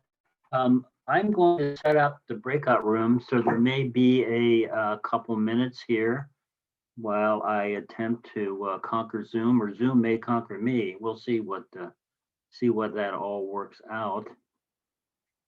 So give me just a couple minutes, and then I'll announce it ready. The people at the top of if you're back to gallery view, you're going to see the people that will be in your Zoom room. Mary Wyman, you've already met. Raul, there's Vincent Gonzaga next to Mary. Then Raul Leon and Sue Fandel and Ellen Abels. And you know me. So those are your Zoom facilitators. And now I will get to work.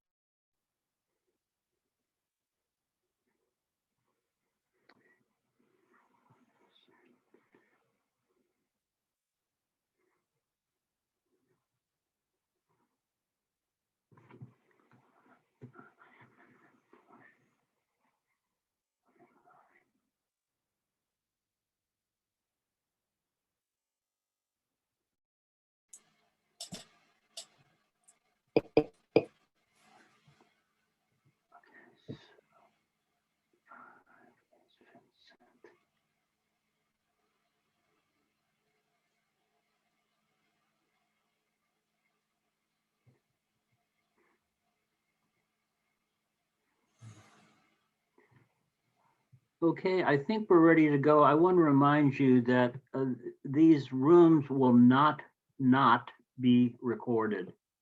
So if you're in a room and you want to say bad things about me, that's okay. It won't be recorded. Please don't. Anyway, we'll now open all rooms, and let me make sure the options are set correctly here. Set down countdown timer. The rooms will be open for, I'm going to make it a little shorter now since we're maybe 12 minutes. And then we're going to have the facilitators come back and give some short comments about their room sessions. So we are now going to open all the rooms.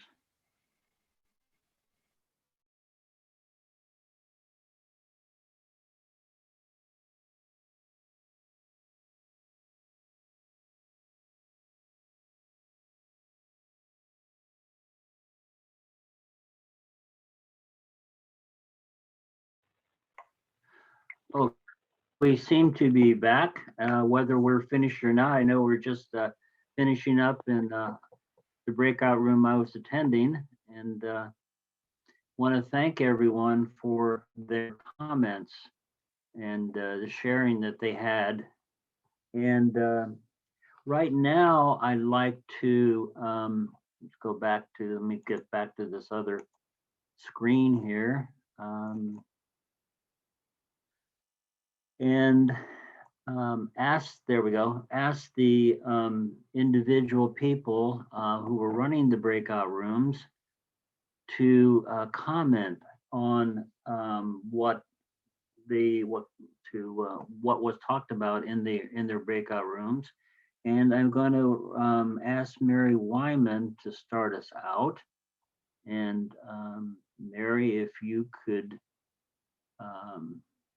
unmute yourself and then give us your comments. Thanks, Jim. I had 6 wonderful people in my room. And very quickly, the question that we posed to my group was, what was your relationship with God before the COVID? And if the world gets back into shape again, like we used to know it, will your relationship with God manifest in any other different way, or will it be the same? What do you think?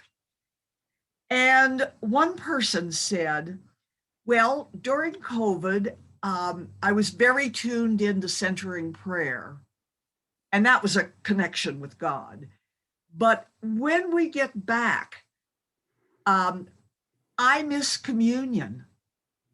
I need the structure of attending church. It's very honest. Also said, sometimes I get unglued. I think we all have. Another person said, I'm not sure about God before or what God will be after. I'm in distress. I'm unknowing about what will come, what relationship will come with God. I'm all shook up. And yet, that person said, I'm grateful for this community. And I hope I can maintain it as my God connection after. Another person said, I loved COVID for one thing. It allowed me more time to develop spirituality. And that person said, I'll certainly miss that extra time when I go back to my busy life. Another viewpoint. And the last person said,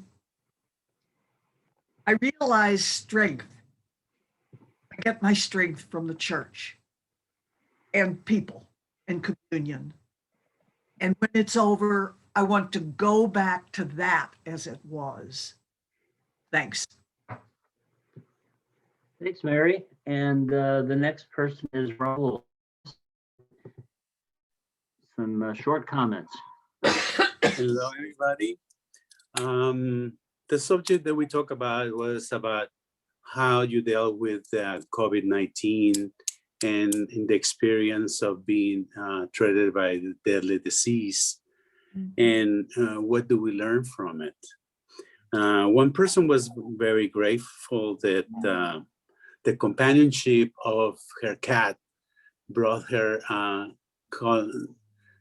solace and the fact that she had time to learn piano and to be with her cat. And I found it very incredible that the other person is a desire to learn something new. Another person enjoyed the solitude because he is accustomed to be by himself. So for him was okay, even though a lot of the problems with having a lot of food bought in scare of not being able to have food enough for his family. And another person is the need of God, of the spirits to bring back to life, kept me grounded. I contact the virus And I was very sad that I couldn't help other people dying, that I couldn't even go and touch them and say goodbye. And I keep thinking that that was God's idea, that he needed spirits to bring back to life. So that keeps me grounded. That's about it. Thanks, Raul. And we'll go to Sue. Sue Fandel, please. Unmute yourself.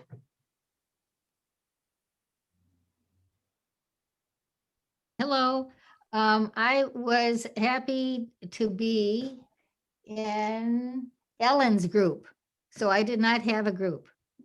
Oh, Okay, bye. all right. Well, that was an operator error. So, I'm going to have to go to, maybe Father Terry will, when I'll go to confession for him, and he'll confess me for that operator error. Okay, let's go to Vincent, and hopefully you were in your own room. I won't have to Yes. confess that. Great. Our question was, when COVID restrictions are mostly relaxed, in what way, if any, will you see, experience people or things differently?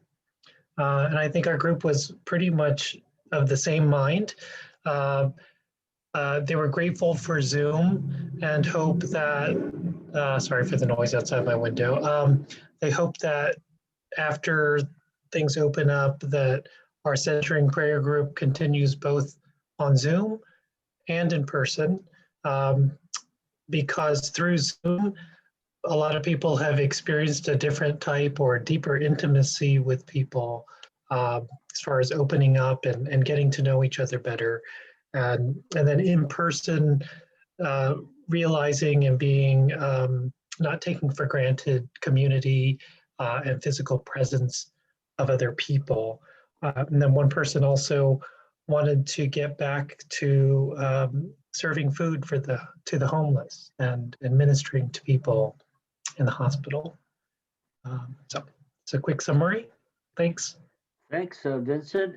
And Ellen, since you, could you give us your feedback and unmute yourself? I did. Okay, Jim, here I am. Do I get the big screen? No. Yeah, go right ahead. Well, I don't know how to get it. No. Anyway, why don't I just go on since we're short of time, huh?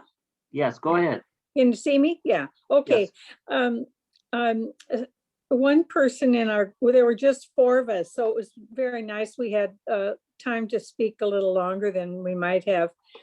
One person said she felt empowered not to be so busy, and that she realized that she hadn't taken time to stop and slow down, and that it's okay to slow down. And she's also been able to do some things on Zoom that would have been probably difficult, maybe wouldn't have done if like Bible study and she's taken some wonderful classes and also she told a wonderful story about her walking group and how when they realized they couldn't walk anymore, they became a Zooming group, and they've met for 52 weeks, and each week they have another presentation by one of their members. Anyway, they all talked about, do they want to quit this when they go back? And they said, no, we want to walk, but we still want to Zoom. So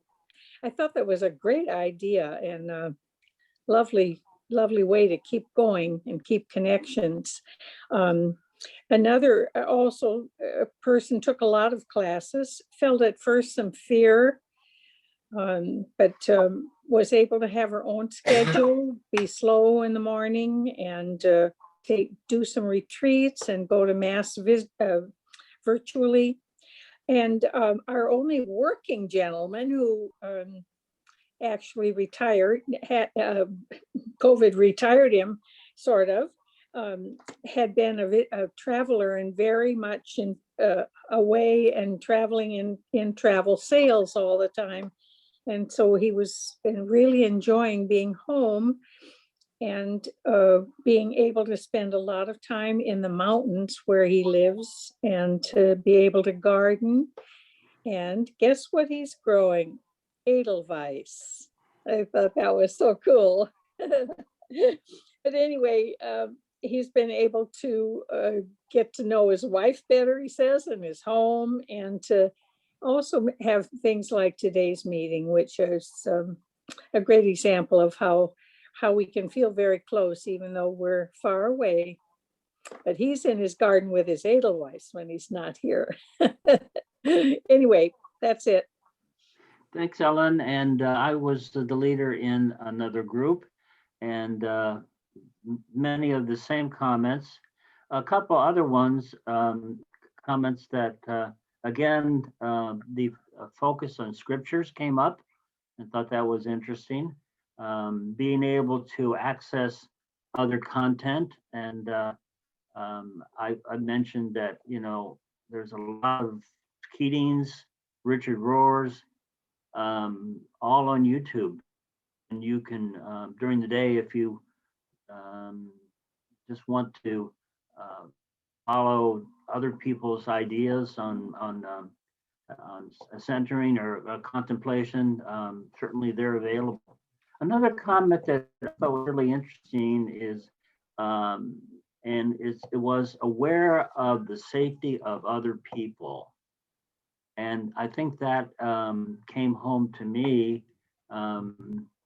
My partner vaccinated right away because he works in a senior facility, and so came to my turn. But I think we don't. Something that came up was I didn't reflect. I'm speaking for myself. I didn't reflect on, certainly I didn't want anyone to get the flu or a cold or whatever, but certainly this was a life-changing or life-ending experience, and so it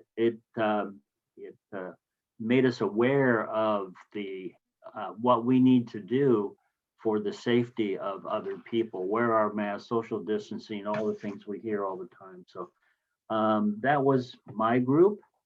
And what I'd like to do now is turn the presentation back over to Father Terry for some summary comments. Okay, well, welcome back. And in the group I was in, people were having a real struggle, especially if you're an extrovert and you absolutely live alone. But see, I don't live alone. So my reflections are often on, I have other people around. It's not as if we never talk to each other. So I keep that in mind. But as I was listening to people, the sense is you're finding out from loss and how much the loss bothers you, what's really important, so that when you get back to being able to live post-COVID, hoping there will be a post-COVID, that you'll have that priority of, for instance, if human touch is important, that you'll keep that in mind when you are looking for how to live your daily life. If you in conversation with people and so on and so forth, as I would look forward to trying to enjoy the presence of people, but really to be present to them so that they can be present to me post wearing masks and so on and so forth. So to sum up, I think what I've found in terms of the spiritual life is in COVID is I'm less focused. I'm just less about being saved. And I just don't think about being saved, being redeemed. The word, am I saved? It's not in the Bible. That arose in the Reformation period. So I don't worry about being saved or redeemed. I would worry more about the relationship. I'm more concerned about the God of love and having some time to, if you talk about touch, to touch with my interior soul, if you will, or spirit, to have a touch of that. So though we can't touch people, we can be touched by the presence of God. And this whole idea of wanting is, Keating has it, Eckhart had it, Hildegard of Bingen, Julian, Thomas Aquinas. It's just so much a part of my, if you will, my Catholic background, Christian background.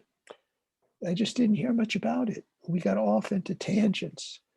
And I think what COVID has allowed me to do is to kind of get back to what's important. I'm more into the acceptance of others because I've learned to live with their dark side. I don't judge it, it just is. Dark sides are dark sides. And I don't seek to get away from people because of that. And I found out that ways that I can love, and I suggest that for you in my talk, what are the ways that you can love now as well as when it's over? And I have found that baking and cooking are two of the ways. And I can continue that here, especially because we have a wonderful kitchen and I have a whole bakery to work in. I find that I pray more in gratitude and I pray much less in gimme. Give me this, give me that. That comes from the trust and the hope. God's going to give me what I need. Stay in touch with God. And I'm less about fear. I mean, COVID's very frightening, and I'm less about fear, but I watch it each day. Say, okay, make sure we got any fearful stuff going on. I'm less about control, and I'm less about esteem, and I'm less about power. I don't worry so much about will I be popular, will I be liked, and so on and so forth. So I'm up here in a monastery. I'm away from the world that I've known in cities, just as some of you are away from the world that you know that's more popular and so on. So there's been a lot of changes, and I suggest that we look for what we can find that's positive in those changes. And I'll end with this. I'm downsizing a lot of my life. I have way too much stuff. And I'm packing it up and I'm getting rid of it, and I know where it's going to people who need it. If you got 2 cloaks, you got one more than you need. Well, it's really come to me as I sit in here, because one thing you do when you're alone, you look at your stuff day in and day out. Say, do I really need this stuff? And none of it's making me happy. Not much of it's making me as happy as I thought it would. So thank you all for this opportunity to talk, and I hope that I have been helpful, and I turn it back over to Jim. Thank you very much, Father Terry. It was wonderful to see you again. We all going to be stopping by the monastery for some of your bread, probably. So maybe you'll do some takeout that we could stop by, or maybe we can order on ship online or something. No, I'm kidding.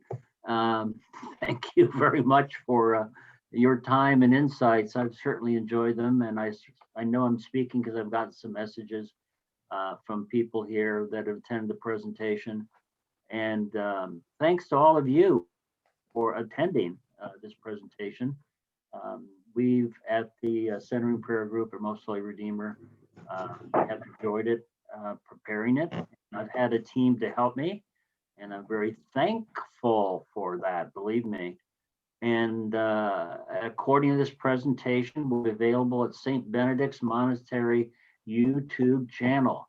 And so you can go to this snowmassbookstore.com, go to that address, look up the top of your screen, and you'll see YouTube channel.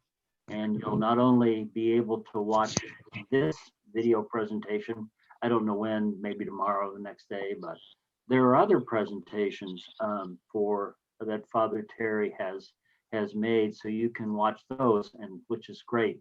And people that had to have bounced off this presentation to take care of things, they knew they could probably watch it again at their convenience, which is just great.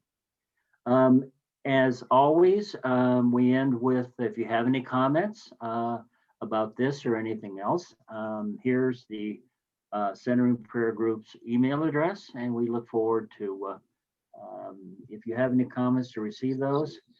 We will be probably in the next month or two planning our fall speaker series, but this includes our speaker series for this year, which ends with the church's fiscal year here in San Francisco at the end of June. So again, thank you all for attending, and I'm going to turn this back to the Hollywood Squares so we can all wish each other and go back to gallery view and wish you all a wonderful Saturday afternoon.